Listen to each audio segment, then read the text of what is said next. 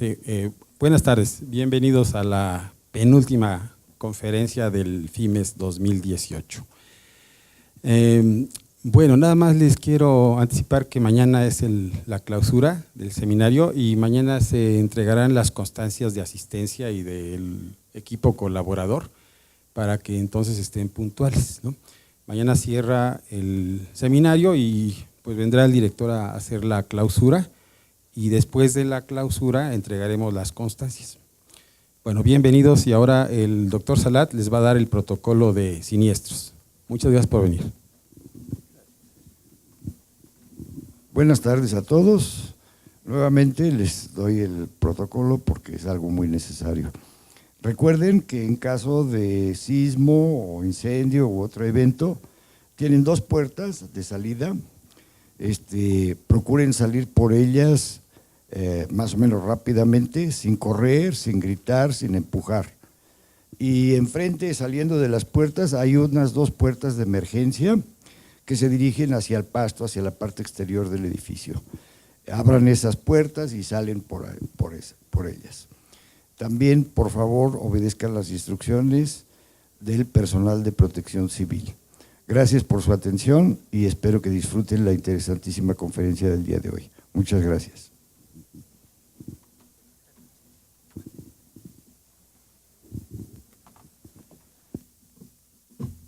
Bien, buenas tardes. Tengo el enorme privilegio de presentar y leer una breve semblanza de la doctora Abigail Rodríguez Nava. Me voy a permitir leer la semblanza de nuestra expositora del día de hoy. La doctora Rodríguez Nava es economista por la Unidad Iztapalapa de la UAM, maestra en economía con especialidad en política económica por la Universidad Nacional Autónoma de México y doctora en ciencias económicas por la Universidad Autónoma Metropolitana, Campus Iztapalapa. La doctora es especialista en política económica, teoría monetaria, economía financiera y administración de riesgos. Ha impartido más de 100 cursos en licenciatura y posgrado, participado como conferencista en más de 120 congresos nacionales e internacionales. Ha coordinado también numerosos diplomados y cursos de educación continua en las distintas modalidades, ¿no? En la modalidad presencial y a distancia. Es miembro del Sistema Nacional de Investigadores, nivel 2 del CONACYT, y de varias comisiones académicas evaluadoras y de comités editoriales de revistas especializadas. Ella se ha desempeñado como docente en la Secretaría de Educación Pública y en la Escuela de Graduados en Administración y Dirección de Empresas, EJADE, del Instituto Tecnológico de Estudios Superiores de Monterrey. Asimismo, colaboró en el diseño e impartición de seminarios de actualización y capacitación en dependencias del gobierno mexicano, entre ellas la Secretaría del Medio Ambiente y Recursos Naturales, el Consejo Nacional para la Cultura y las Artes y la SEP. Además, ha sido consultora en temas relacionados con la evaluación de proyectos de inversión y administración de riesgos financieros para los sectores público y privado. Recientemente, la doctora Abigail Rodríguez Nava recibió el Premio de Ciencias y Tecnología 2017 en el área de Ciencias Sociales que otorga la Academia Mexicana de Ciencias por su investigación, que tiene como título Los impactos de la política fiscal y monetaria sobre las decisiones de los agentes económicos. Actualmente es profesora investigadora de la Unidad Xochimilco de la UAM. Recibamos pues con un fuerte aplauso a nuestra distinguida invitada que tenemos el día de hoy. Adelante, doctora.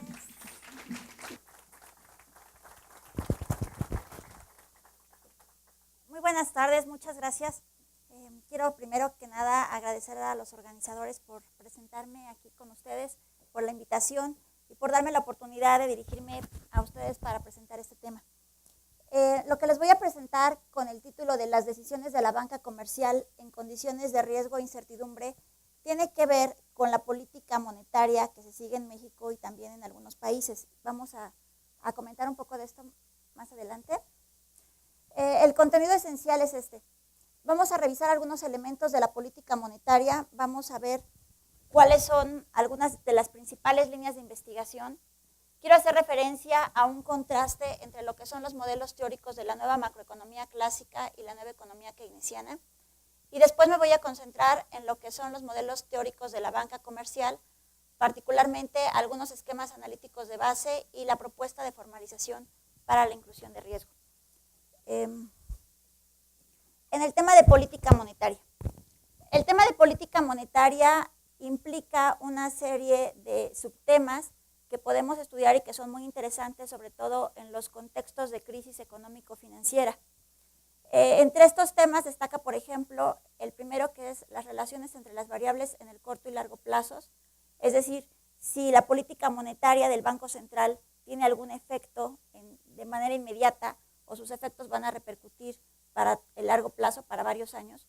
También estos efectos de la política monetaria sobre las variables reales, la discusión de los objetivos de política monetaria, si se trata de estabilidad de precios, de estabilidad macroeconómica, de ambos, o incluso podemos hablar de estabilidad financiera. Por ejemplo, en México sabemos que el principal objetivo de política monetaria es el control de la inflación, pero en otros países, como en Estados Unidos, ya se incluye un objetivo adicional, por ejemplo, el crecimiento económico o la generación de empleo. Y en el caso de Inglaterra, otro de los objetivos que se agregan a estos dos es la estabilidad de los mercados financieros. Entonces aquí podemos preguntarnos por qué no todos los bancos centrales asumen este objetivo, la estabilidad del sistema financiero, que le haría muy bien a la economía. Y la cuestión aquí resalta en la credibilidad que tiene el Banco Central de cumplir o no sus objetivos. Por ejemplo, en el caso de México, pues México ha sido exitoso en el control de la inflación. Si comparamos los niveles de inflación que teníamos en la década de los años 80 y los niveles de inflación que tenemos en la actualidad, y todo eso se debió a la adopción del nuevo instrumento de política monetaria, que es la tasa de interés.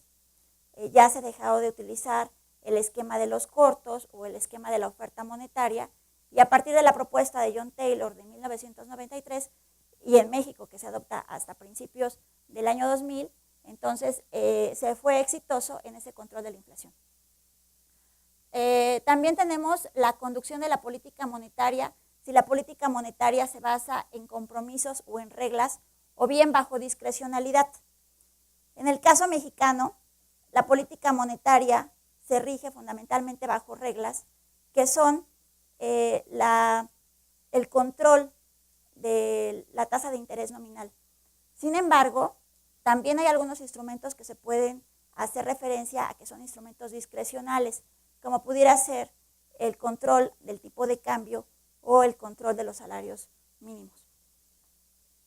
La vinculación de la política monetaria con la política fiscal, algunas características de la formalización teórica de las decisiones del Banco Central y su compatibilidad con el núcleo teórico de base, y la vinculación entre las decisiones de la banca central y los bancos comerciales.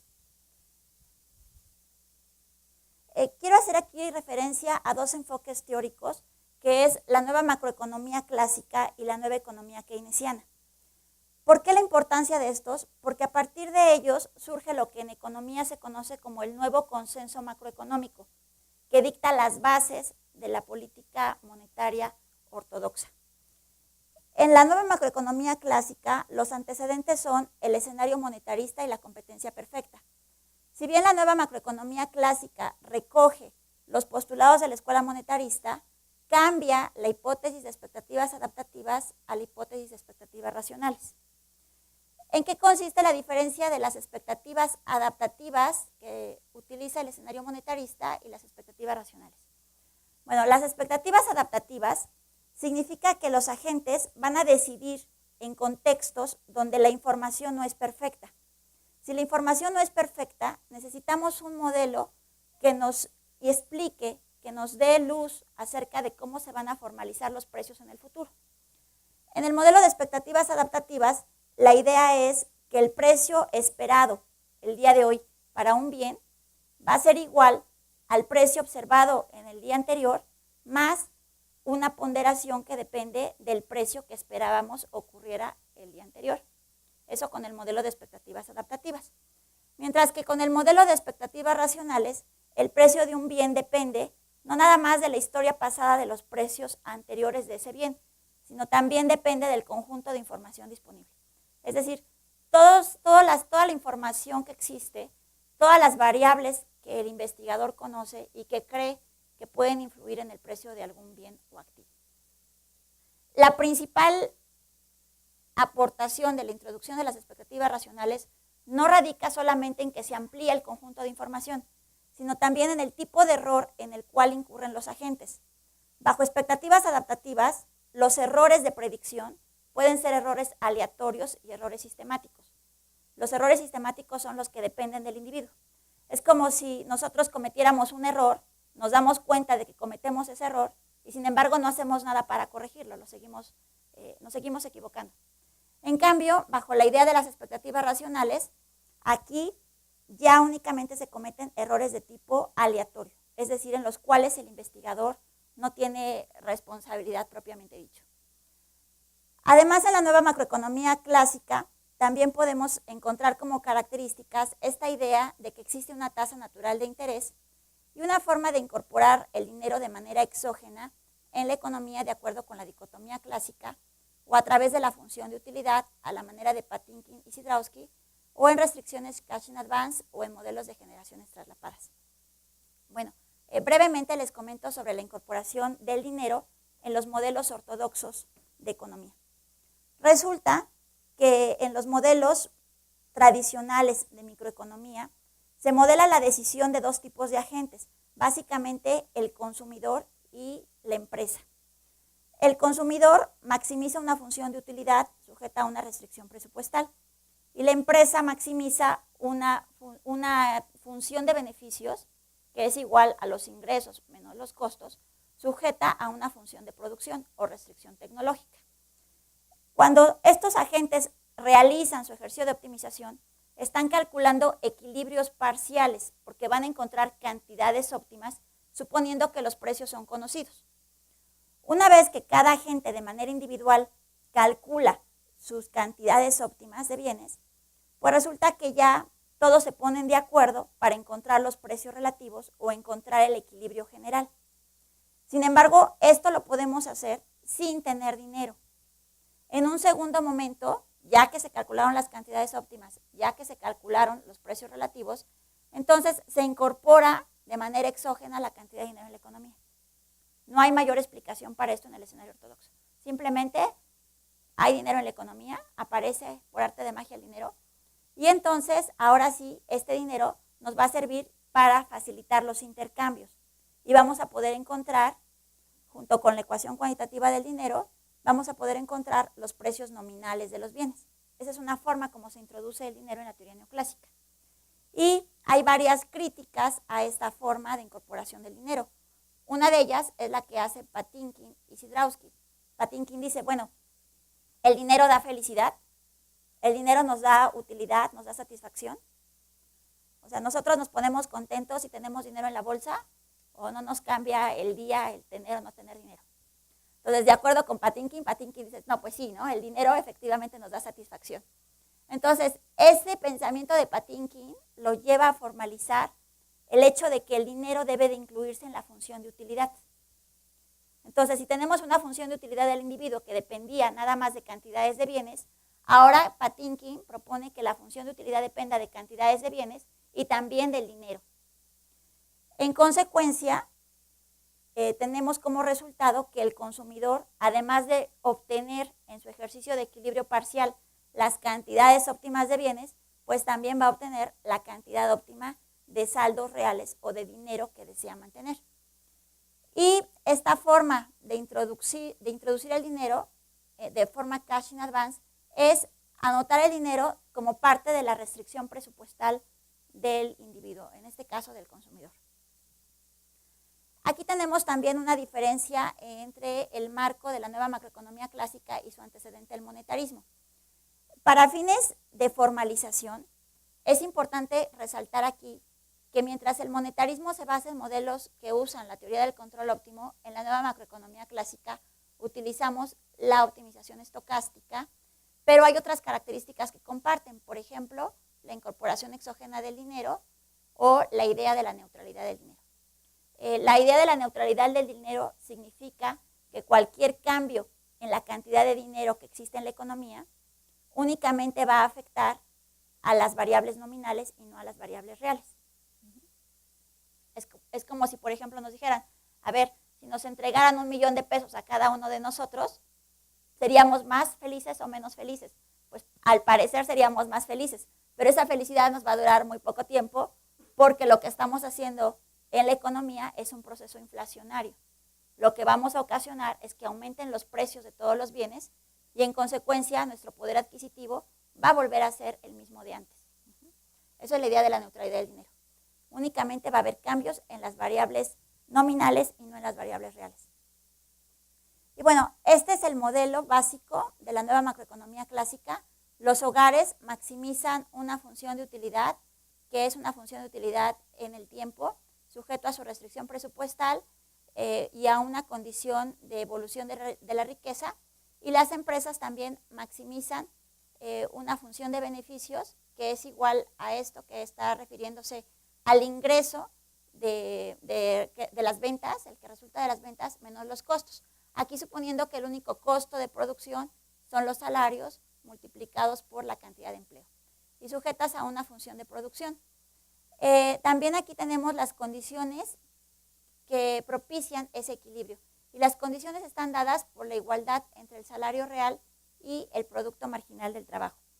La nueva macroeconomía clásica es interesante porque a partir de ciertas condiciones y la formalización del modelo va a derivar en algunos resultados de interés que son la regla de Taylor, es esta I de tasa de interés, es la regla monetaria, es decir, el Banco Central determina cuál es el nivel óptimo de tasa de interés, lo que depende de la inflación observada. También la característica de la oferta de dinero, cómo se determinan los precios y también aquí tenemos otra forma alternativa de expresar la tasa de interés nominal a partir de las expectativas de inflación. Aquí decimos como si tuviéramos expectativas hacia adelante. Y la R, que estaría representando una tasa de interés natural. Lo interesante es hacer el contraste entre las ecuaciones estas de política monetaria de la nueva macroclásica y las de la nueva economía keynesiana. De las características de la nueva economía keynesiana, si bien conserva el mismo marco teórico ortodoxo, lo fundamental es que se concentra en explicar los desequilibrios, tanto en el aspecto del mercado de trabajo o en el sector real, como en el sector monetario. Y estos desequilibrios tienen nombres específicos, son el desempleo involuntario y el racionamiento de crédito. Otra de las características de la nueva economía keynesiana es que trabaja en ambientes de competencia imperfecta, cuando existen rigideces de precios e información imperfecta. Y obtenemos los problemas frecuentes asociados a la información imperfecta, como el riesgo moral, la selección adversa, los problemas de agencia y también el problema del polizonte, por ejemplo, o free rider. La nueva economía keynesiana se caracteriza igualmente por un problema de optimización de los hogares y de las empresas, pero que a diferencia del modelo de la nueva macroclásica, esta ecuación de los precios no resulta de manera arbitraria o de manera impuesta por las empresas, sino que es determinada dentro del modelo y se supone aquí que a las empresas les conviene fijar una rigidez de precios. Por ejemplo, en el caso del mercado de crédito, que es el que estamos examinando en este tema, se supone que aquí la nueva economía keynesiana estudia los desequilibrios, que se van a llamar racionamiento de crédito, pero estos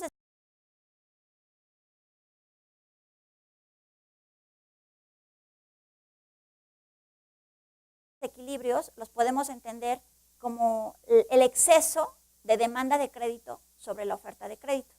Es decir, podemos suponer que hay un número X de individuos que están solicitando un crédito, pero o bien no a todos se les otorga el crédito, o bien a todos se les otorga, pero en una fracción menor a lo que ellos habían solicitado. Y ese racionamiento de crédito, ¿a qué se debe? Se debe a una rigidez en el precio del crédito. Y ese precio del crédito es la tasa de interés. Los bancos comerciales van a fijar una tasa de interés de manera rígida, bajo el entendido de que les conviene esa tasa de interés, porque es la que va a maximizar sus ganancias. No puede ser una tasa de interés demasiado alta, porque ello implicaría aumentar el riesgo de incumplimiento. Y las ecuaciones que resultan del modelo de la nueva economía keynesiana son estas: una ecuación endógena de precios, ya no es la evolución exógena como en el modelo anterior, la curva de Phillips, que sí considera para la determinación de la inflación actual las expectativas de inflación futura, y esto que se conoce como el diferencial en la brecha del producto.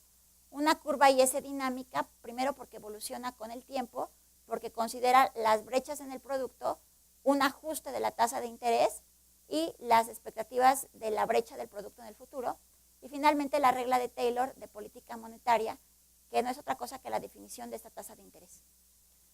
En el caso de la banca comercial, también tenemos problemas interesantes de investigación. En primer lugar, las funciones de la banca comercial. Las funciones de la banca comercial, que se reducen sobre todo a lo que es el fungir como un intermediario entre los agentes que tienen excesos de ahorro y los agentes que están demandando créditos, sobre todo para el financiamiento productivo. Tenemos el caso de los problemas de agencia. En estos modelos donde tenemos aquellos casos del problema del agente principal, resulta que hay una inconsistencia o incompatibilidad entre las decisiones de dos tipos de agentes.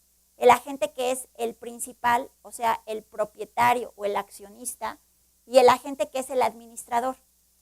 Se presentan problemas de agencia porque puede haber una incompatibilidad entre los objetivos de ambos agentes. Quizá, por ejemplo, el propietario puede tener objetivos de largo plazo, el mantener una posición, el mantener un crecimiento de largo plazo, mientras que el administrador pudiera estar más interesado en objetivos de corto plazo. Por ejemplo, incrementar las ventas o incrementar el número de clientes en lo inmediato. También tenemos la cuestión de la crisis y el riesgo sistémicos. Hay algunos modelos que han tratado de estudiar cómo la crisis o la quiebra o el hecho de que algún banco comercial esté en una situación financiera incómoda, indeseable, perjudica al resto del sistema bancario. En el caso de la regulación bancaria, aquí lo interesante es estudiar cómo los bancos se adecúan a las nuevas regulaciones que se hacen en la práctica realmente, y sobre todo aquellas que están propuestas por el Banco de Pagos Internacionales, lo que conocemos como Basilea I, Basilea II y ahora Basilea III, que tienen que ver con la incorporación de algunas medidas prudenciales, sobre todo para los riesgos que pueden ser de tipo operacional, los riesgos de mercado y los riesgos de crédito. Las estrategias de competencia bancaria tienen que ver con algunas formas como los bancos están tratando de apoyarse mutuamente para evitar algunos riesgos de crédito. Por ejemplo, en el caso del racionamiento de crédito, ¿por qué a algunos agentes no se les otorga el crédito? Hay estudios donde se ha mostrado cómo a los bancos comerciales, pese a que estamos en un contexto de oligopolio, a los bancos les conviene cooperar con otros bancos para obtener información de los clientes y disminuir las posibles pérdidas. Otro hecho que también se refiere a estas estrategias de competencia está, por ejemplo, en el cuidar a los clientes. Es más fácil que un banco proporcione sucesivos créditos a aquellos clientes con los cuales ya conoce su historial o con los cuales ya tiene otro tipo de cuentas. Este tema de las estrategias de competencia bancaria también tiene que ver, no nada más en el sentido negativo, de vamos a ver cuál de los bancos atrae más clientes, sino la forma como ambas partes o como las múltiples partes que existen en un oligopolio pueden beneficiarse mutuamente. Y finalmente, la optimización de ganancias en condiciones de competencia perfecta e imperfecta. Bueno, en la práctica, el problema de optimización de un banco comercial es casi semejante al problema de optimización de una empresa. En este cuadro tenemos algunos modelos tradicionales de optimización de la banca comercial en competencia perfecta. Normalmente en los cursos de microeconomía únicamente nos concentramos a estudiar el comportamiento de los consumidores y el comportamiento de las empresas. Y difícilmente examinamos ya cómo deciden los bancos comerciales. Aquí tenemos, por ejemplo, algunos problemas de elección de los bancos comerciales Algunos se centran, por ejemplo, en las cantidades óptimas de los servicios que ofrecen. Puede ser que el banco comercial tenga como problema el seleccionar cuál va a ser su cantidad óptima de activos o pasivos, y en otras condiciones, cuáles serían las tasas de interés óptimas, como en este caso. También en la mayoría de los modelos que existen, se trata o bien de modelos deterministas o modelos de decisiones instantáneas. Hay algunos donde no dejan de ser deterministas, pero hacen una decisión intertemporal. Bueno, y aquí seguimos también con otros ejemplos de modelos clásicos donde han tratado de estudiar estas formas de elección de los bancos comerciales. Lo que vamos a mostrar más adelante es una propuesta para formalizar la decisión de los bancos comerciales en condiciones de riesgo e incertidumbre, que tiene que ver con un modelo de tipo estocástico. Pero a manera de introducción, aquí puse un par de ejemplos donde estos, como son las formas tradicionales como un banco podría elegir. Aquí tenemos que un banco puede decidir sobre un flujo esperado de las utilidades, y vamos a pensar aquí que esta pi es una variable aleatoria que tiene una distribución de probabilidad n con media mi y varianza sigma cuadrada. En este modelo de Pyle también tenemos que el banco va a maximizar una utilidad que depende de los ingresos esperados y está sujeto a un flujo de ingresos que dependen de la composición que tenga de los activos. M dinero y estas X están refiriéndose a distintos activos que puede tener el banco comercial. El balance general bancario nos dice que estos son los activos. Este es muy sencillo, el balance general bancario, pero tenemos algunos activos que pueden ser como los préstamos o créditos otorgados, bonos gubernamentales y las reservas bancarias. Y del lado de los pasivos estamos teniendo depósitos y capital bancario. A partir de este balance general bancario, podemos también desarrollar más adelante un problema de optimización. Vean, aquí tenemos el caso de la optimización determinista. El banco comercial maximiza una función de beneficios que es igual a los ingresos menos los costos. Esta RA representaría la tasa de interés de los activos multiplicado por el total de activos menos los pasivos, sujeto a una condición donde los activos son función de la cantidad de los pasivos. Esto es pensar en un marco teórico ortodoxo. Es decir, el banco no puede otorgar más créditos de la cantidad de pasivos que dispone. Calculamos la ecuación lagrangiana y finalmente el resultado es la definición de la cantidad de pasivos óptima y la cantidad de activos óptima. Para extender esa versión tradicional a la manera estocástica, en primer lugar queremos recuperar un concepto que es la probabilidad esperada de incumplimiento. La probabilidad acumulada de incumplimiento. Y lo que nosotros hacemos es calcular la probabilidad instantánea de incumplimiento con tasa de recuperación nula. Esta ecuación es una definición de la pérdida esperada por incumplimiento. La pérdida esperada por incumplimiento se define como la diferencia entre el precio de los bonos gubernamentales y los bonos corporativos. Esta T está representando que es la fecha inicial de un contrato y la T mayúscula la fecha final de un contrato. ¿Por qué esta diferencia? Porque sabemos que los bonos gubernamentales se supone que tienen una probabilidad de incumplimiento de 0. Y aquí, si sustituimos este valor justamente por la ecuación que lo está definiendo en capitalización continua, tenemos aquí que es el valor nominal traído a valor presente con capitalización continua, y esta RG es la tasa de rendimiento que se pagan por los bonos gubernamentales y RC la tasa de rendimiento que se pagan por los bonos corporativos. Muy bien, entonces la probabilidad acumulada de incumplimiento también se define de esta forma. Simplemente es la diferencia, el cociente que está dado por justamente el valor del bono gubernamental, y también lo podemos expresar de esta otra forma. Para calcular la probabilidad instantánea de incumplimiento, aquí lo que se hace es tomar un momento determinado dentro de todo el intervalo. El intervalo o la madurez de un bono parte del periodo inicial T minúscula y T mayúscula. Y podemos pensar que esta tau es un periodo, una fecha inicial, intermedia entre la fecha inicial y la fecha de madurez.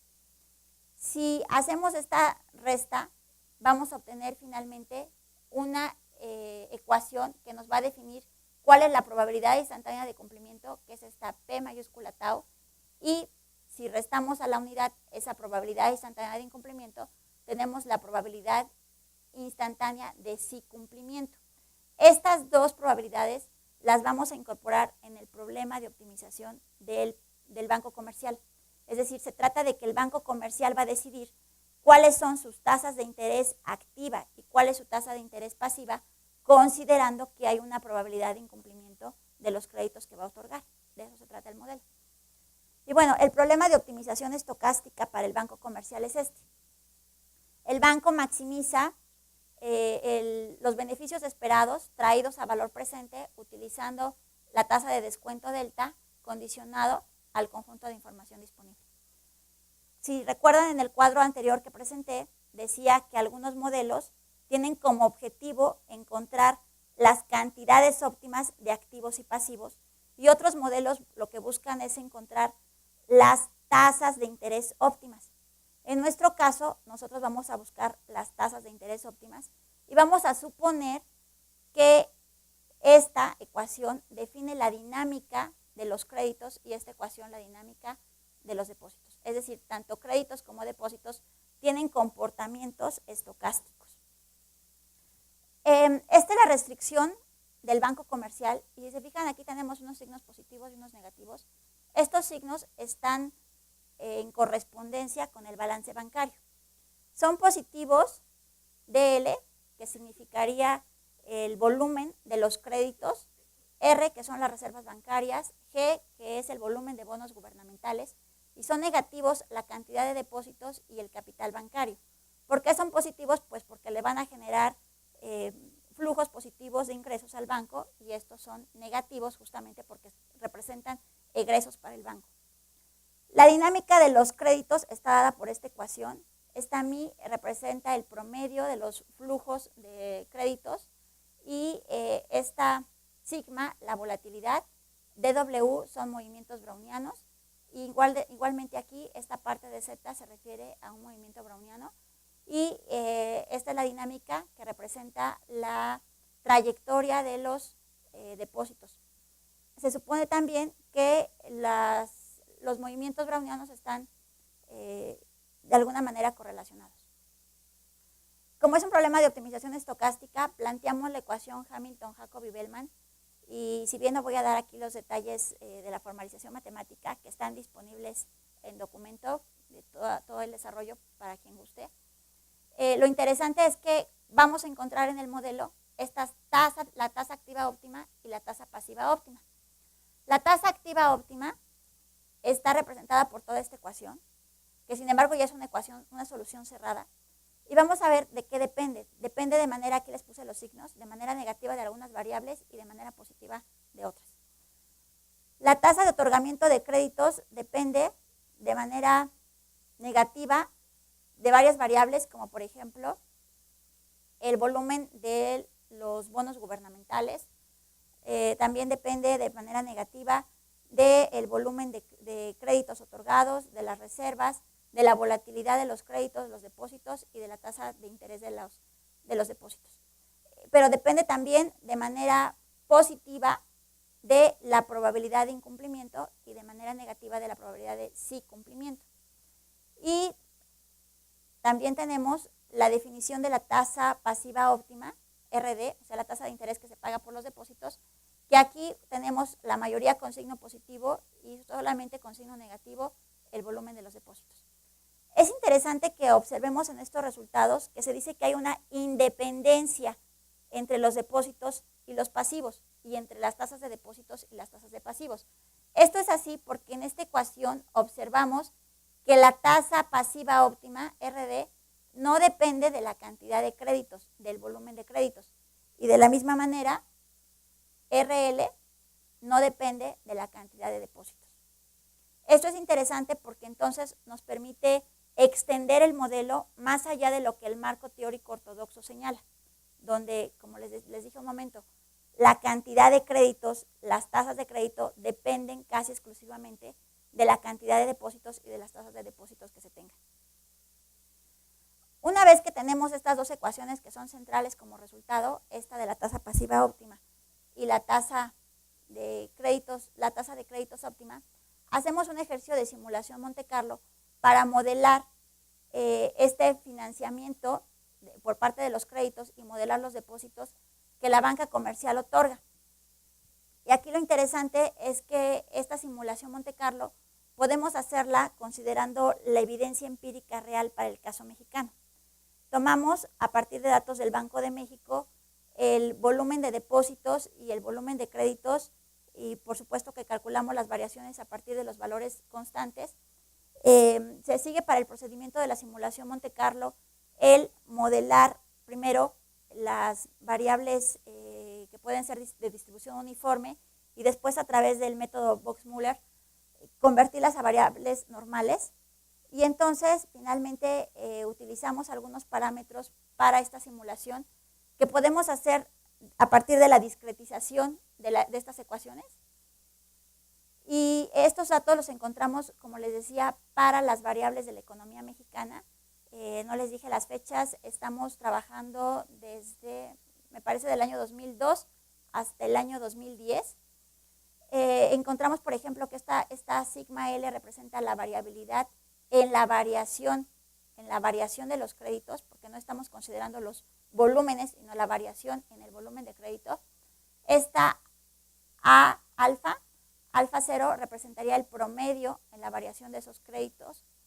Y en el caso de los pasivos, de la misma forma, sigma D es la variabilidad en la variación de los pasivos, y beta 0 es el promedio de la variación de los pasivos. Y entonces arribamos a este tipo de simulación Monte Carlo de los créditos bancarios. Aquí el resultado ya no lo escribí, pero estamos para calcular, esto es gráfica, la representación gráfica, pero para calcular la parte matemática, lo que se hace es pues tomar el promedio de todas las observaciones que tenemos en algún periodo. Por ejemplo, a los 5 días, ¿cuál es el promedio de todas las observaciones?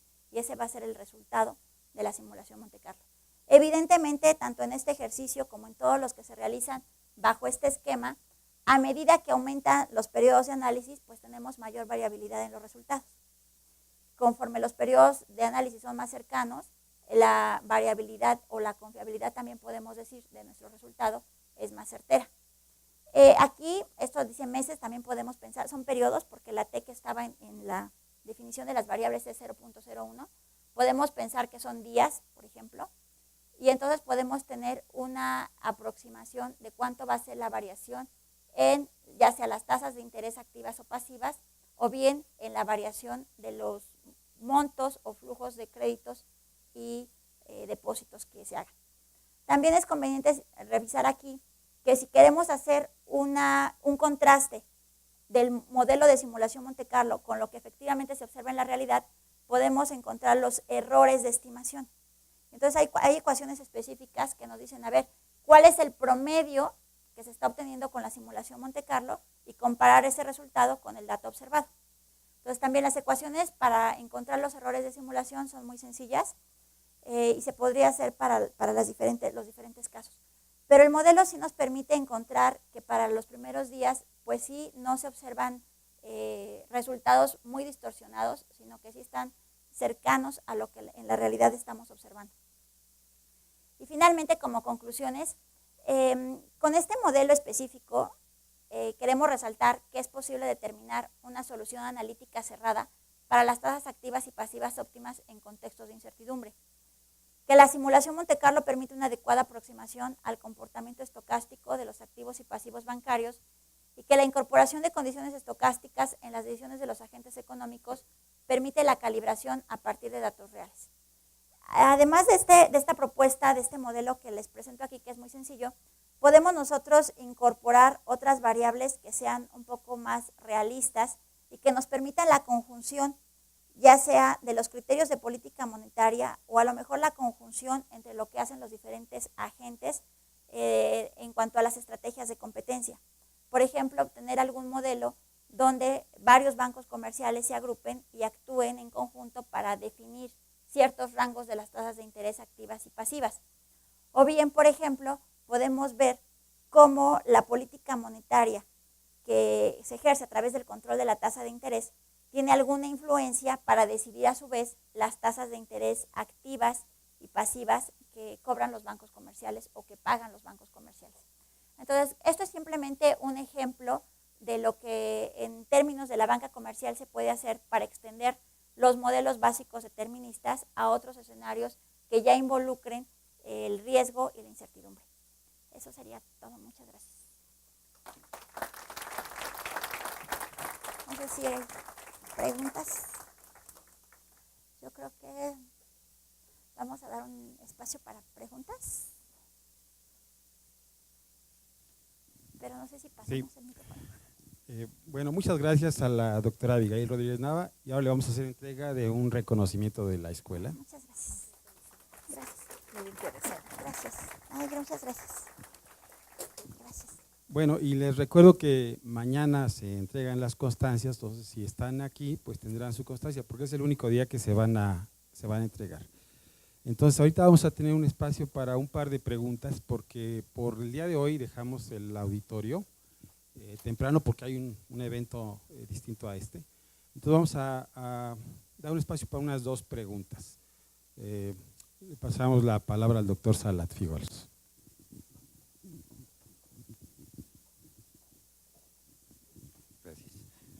Bueno, yo tengo 3 preguntas. La primera es, en el caso de la simulación, ¿cómo estimaron los parámetros? Y dentro de esa misma pregunta es el hecho de la estimación del parámetro, pues hay cierta variación. Si estudiaron, digamos, la implicación de esa posible variación en el resultado final. La segunda es, ¿cómo verifican que de veras un movimiento browniano ahí es apropiado? Y la tercera es si usaron alguna técnica de reducción de varianza para mejorar los resultados. De antemano, muchas gracias. Bueno, con relación a estas dudas, aquí ya no pasé la parte de bibliografía. Bueno, a partir de estas ecuaciones de los depósitos y los créditos, este modelo de simulación Monte Carlo nos permite una amplias posibilidades para incorporar distintos tipos de ecuaciones estocásticas. El modelo que está presentado aquí es utilizando el modelo más sencillo que parte de la ecuación de Vasicek. Entonces, la estimación de los parámetros se basa en un modelo simple de regresión, pero, por ejemplo, podemos incorporar, de hecho ya se nos ha ocurrido, pero está en investigación, que podemos incorporar otro tipo de ecuaciones que sean un poco más vinculadas con el comportamiento realmente de los activos o de los pasivos. Por ejemplo, podemos incorporar, no sé, algún otro tipo de ecuación. Incluso, por ejemplo, algunos dicen que puede ser una distribución con saltos de Poisson, puede ser una distribución geométrica, no sé, para modelar el comportamiento de estas variables.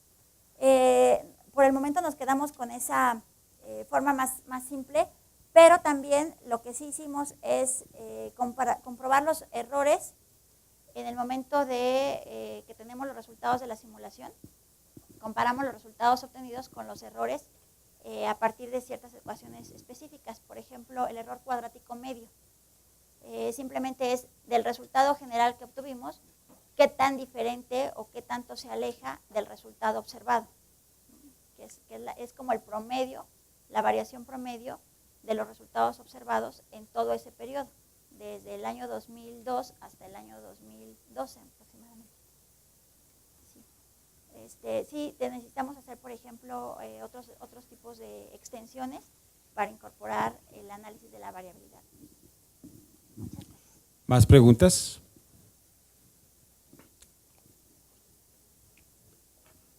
¿Nadie más? Bueno, pues entonces terminamos por hoy el evento y le damos un aplauso a la doctora Abigail, por favor. Gracias. Entonces nos vemos mañana en la clausura. Hay que estar puntuales porque los tiempos de mañana son distintos, sobre todo por la entrega de las constancias. Entonces nos vemos mañana a las 3:30. Muchas gracias.